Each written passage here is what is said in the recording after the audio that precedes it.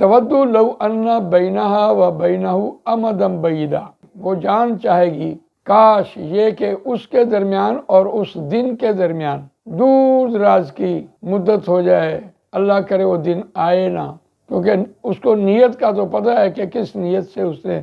दुनिया में ज़िंदगी गुजारी है, और उसे ये भी पता है कि कल क़यामत वाले दिन इसका हिसाब होना है। तो हर जान जिसने बुराई के अमल किए होंगे वो ये चाहेगी कि ये दिन ही ना आए, आमदम बईदा हो जाए, दूर दराज की मुद्दत उसमें आ जाए। बिल्कुल इसी तरह ही है कि जो तालिब इल्म कमरा इम्तिहान में अपना पेपर बिल्कुल साफ दे के आ जाता है, उसको पता होता है कि मैंने पेपर में क्या किया है, और अब उसकी मर्जी क्या होती है कि या अल्लाह ये जो सुपरिटेंडेंट है उसका हादसा हो जाए, ये हमारे पेपरों को आग लग जाए, किसी तरह वो दिन ही ना आए, कोई इम्तिहान का जिस दिन रिजल्ट निकलना है वो ही लेट हो जाए। 100 बार